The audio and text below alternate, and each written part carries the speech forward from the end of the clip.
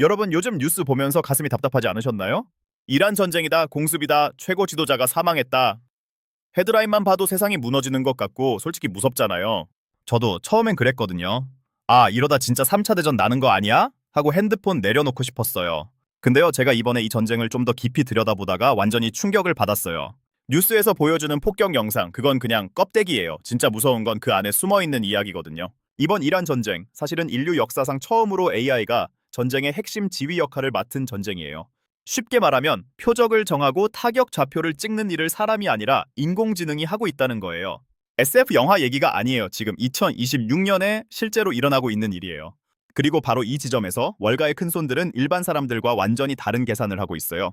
우리 같은 일반인들은 유가 오르겠다, 경기 나빠지겠다 걱정하면서 주식 팔고 도망가잖아요. 근데 소위 스마트머니라고 불리는 기관 투자자들은요, 지금 이 혼란 속에서 조용히, 아주 조용히 특정 기업들의 주식을 쓸어 담고 있어요. 오늘은 제가 그 이야기를 여러분께 처음부터 차근차근 풀어드리려고 해요. 어려운 경제 용어 최대한 빼고 경제를 처음 공부하시는 분들도 아, 이렇게 돌아가는구나 하고 무릎을 탁 칠 수 있게 설명해 드릴게요.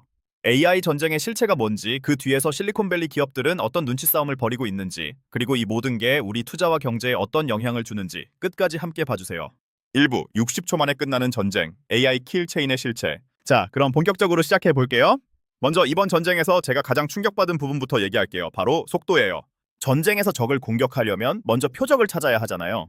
과거에는 이게 어떻게 이루어졌냐면요. 정보 분석관 2,000명이 달라붙어서 며칠 밤을 꼬박 세워야 겨우 표적 하나를 잡을 수 있었어요. 2,000명이요. 어마어마하죠. 근데 2026년 2월 28일 에픽 퓨리 작전에서는요. 딱 20명이서 60초도 안 걸려서 같은 일을 해냈어요. 어떻게 그게 가능했을까요? 바로 팔란티어라는 회사가 만든 메이븐 스마트 시스템 덕분이에요. 팔란티어 생소하신 분들 많으시죠? 쉽게 말하면 미국 정부와 군대를 위한 초대형 데이터 분석 소프트웨어 회사예요. 이 시스템이 하는 일을 비유로 설명해 드릴게요. 위성사진, 드론 영상, 통신 신호, 이런 정보들이 엄청나게 쏟아지잖아요.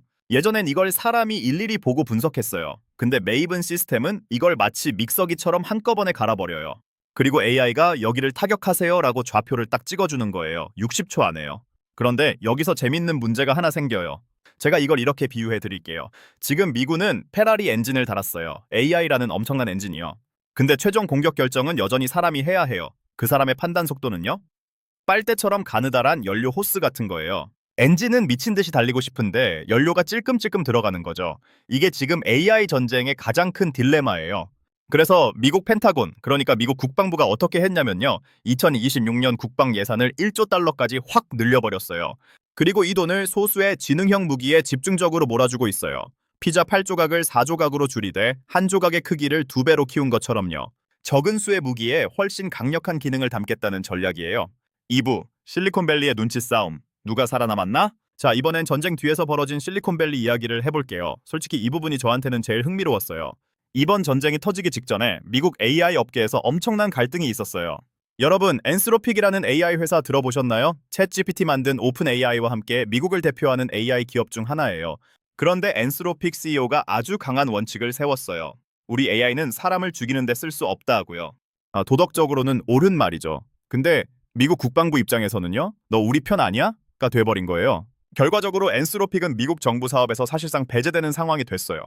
그 빈자리를 누가 파고들었을까요? 바로 오픈 AI예요. 챗GPT 만든 그 회사요. 오픈 AI는 겉으로는 AI 안전이 최우선이다 라고 말하면서도 뒤로는 펜타곤의 요구를 받아들이고 협력 관계를 맺었어요. 냉정하게 보면 기회주의적인 행보예요. 근데 결과적으로는 어마어마한 정부 자금과 신뢰를 얻게 됐죠. 이게 우리에게 주는 교훈이 뭐냐면요. 이제 AI 시장은 기술력만 좋다고 이기는 시대가 아니에요. 정부가 원하는 방향에 얼마나 잘 맞춰주느냐, 즉 정부의 입맛에 맞는 기업이 살아남는 시대가 됐어요. 전문 용어로는 주권 AI 시대라고 불러요. 국가가 AI 산업의 방향을 결정하는 시대라는 뜻이에요. 처음엔 저도 이게 좀 씁쓸하더라고요. 기술로 승부해야 하는 거 아닌가 싶었는데 생각해보면 이건 AI만의 이야기가 아니에요. 반도체도 제약도 에너지도 결국 정부 정책과 때려야 뗄 수가 없잖아요. 3부, 돈의 흐름, 지금 어디에 투자가 몰리나? 그렇다면 이 모든 상황이 우리 같은 일반 투자자에게는 어떤 의미일까요? 경제를 처음 공부하시는 분들께 투자 이야기를 할 때 제가 항상 강조하는 게 있어요. 돈이 어디로 흐르는지를 봐라는 거예요. 뉴스의 감정에 휩쓸리지 말고 실제 자금이 움직이는 방향을 보라는 거죠. 지금 전쟁과 AI라는 두 가지 키워드를 중심으로 크게 세 곳에 돈이 몰리고 있어요. 첫 번째는 팔란티어예요. 아까 메이븐 시스템 얘기할 때 나왔죠? 팔란티어는 이번 전쟁에서 자기 시스템의 성능을 전 세계에 실시간으로 증명해버렸어요. 전통적인 방산 기업들이 철을 만든다면 팔란티어는 그 철을 어디에, 언제, 어떻게 쓸지 결정하는 지능을 만드는 거예요. 엔스로픽이 빠진 자리에서 이 역할을 독점하게 됐고 월가에서는 목표 주가를 계속해서 올리고 있는 상황이에요. 두 번째는 로키드 마틴과 노스롭 그루먼이에요. 아무리 AI가 발전해도 결국 하늘을 나는 전투기와 폭탄은 누군가 만들어야 하잖아요. F-325 전투기와 B-2 스텔스 폭격기를 만드는 이 두 회사는 이번 실전에서 성능을 다시 한번 검증받았어요. 전쟁이 길어질수록 주문이 쌓일 수밖에 없는 구조예요. 경제를 처음 접하시는 분들을 위해 설명드리면 이런 회사들을 방산주라고 불러요. 방위산업, 그러니까 무기와 군사 장비를 만드는 기업들의 주식이라는 뜻이에요. 세 번째가 저는 개인적으로 가장 흥미롭다고 생각해요. 바로 SK 하이닉스예요. 왜 전쟁 이야기를 하다가 갑자기 우리나라 반도체 회사가 나오냐고요? 여기서 아주 유명한 역사적 비유를 하나 해드릴게요. 19세기 미국 골드러시 아시죠? 금을 캐러 사람들이 몰려들었을 때 정작 제일 큰 돈을 번 건 금 캔 사람들이 아니었어요. 금 캐는 사람들한테 청바지와 곡괭이를 판 사람들이었거든요. 지금 AI 전쟁도 똑같아요. AI를 운영하려면 엄청난 연산 능력이 필요하고 그 핵심 부품이 바로 HBM, 고대역폭 메모리 반도체예요. 그리고 이 HBM 시장을 전 세계에서 가장 잘 만드는 회사가 SK 하이닉스예요. 엔비디아와 손을 잡고 이미 2027년 물량까지 거의 다 팔린 상태라고 해요. 전쟁이 길어지든 AI 산업이 성장하든 어느 쪽으로 흘러도 수혜를 받을 수 있는 위치에 있는 거예요. 4부, 절대 놓치면 안 되는 리스크, 세상에 100%는 없다. 여기까지 들으시면 그럼 다 사야 하는 거 아냐? 하고 생각하실 수도 있어요. 근데 잠깐, 저 그렇게 말하는 사람 제일 경계해요. 오늘 꼭 이 부분도 짚고 넘어가야 해요. 이번 전쟁에서 실제로 아주 충격적인 사고가 있었어요. AI 시스템이 15년 전에 만들어진 낡은 지도 데이터를 참고해서 이란의 한 초등학교를 군사시설로 잘못 판단한 거예요. 결과적으로 민간인 어린이들이 희생되는 비극이 벌어졌어요. 정말 가슴 아픈 일이죠. 이건 투자 관점에서도 아주 중요한 신호예요. AI가 틀렸을 때의 결과가 너무 크면 여론과 정치권에서 AI 전쟁 무기 규제해라는 압박이 강해질 수 있거든요. 그렇게 되면 아무리 유망한 방산 AI 주식이라도 단기적으로 크게 흔들릴 수 있어요. 그래서 투자에서는 항상 시나리오를 두 가지로 나누어서 생각해야 해요. 첫 번째 시나리오는 전쟁이 더 격화되는 경우에요. 미군이 이란의 핵심 석유 수출 거점을 장악하는 상황이 오면 국제 유가가 배럴당 145달러까지 치솟을 수 있고 방산 관련 주식들이 다시 한번 크게 오를 수 있어요. 두 번째 시나리오는 반대로 이란이 협상 테이블에 앉는 경우예요. 긴장이 완화되면 방산주 비중을 줄이고 다시 일반 기술주 쪽으로 무게중심을 옮기는 게 합리적인 판단이에요. 어느 쪽이 맞는 정답이라고 저는 말할 수 없어요. 중요한 건 두 가지 가능성을 모두 열어두고 상황에 따라 유연하게 대응할 준비를 하는 거예요. 자, 오늘 내용 정리해 드릴게요. 첫째, 2026년 이란 전쟁은 단순한 중동 분쟁이 아니에요. AI가 실제 전장에서 처음으로 핵심 역할을 맡은 전쟁의 패러다임이 바뀐 역사적인 사건이에요.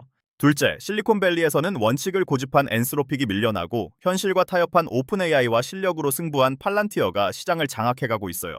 기술력만큼이나 정부와의 관계가 기업 생존을 결정하는 시대가 됐다는 거 꼭 기억해 두세요. 셋째, 돈의 흐름은 팔란티어, 로키드 마틴, 그리고 AI의 핵심 부품을 공급하는 SK 하이닉스 같은 곳으로 향하고 있어요. 하지만 AI 오폭 사고처럼 예상치 못한 변수가 시장을 흔들 수 있으니 항상 두 가지 시나리오를 머릿속에 두고 움직이셔야 해요. 저도 처음 경제 공부할 때 뉴스 하나에 불안해하고 조금 오르면 팔고 싶고 조금 내리면 다 팔고 싶었거든요. 근데 결국 그 불안함을 이기는 방법은 딱 하나더라고요. 제대로 이해하는 것이에요. 왜 오르는지, 왜 내리는지 그 구조를 알면 뉴스 헤드라인에 흔들리지 않을 수 있어요. 오늘 이 영상이 여러분께 그 첫 번째 발걸음이 됐으면 좋겠어요. 궁금한 경제 뉴스나 용어 있으시면 댓글로 남겨주세요. 다음 영상에서 또 쉽고 재미있게 풀어드릴게요. 오늘도 끝까지 함께 해주셔서 감사합니다.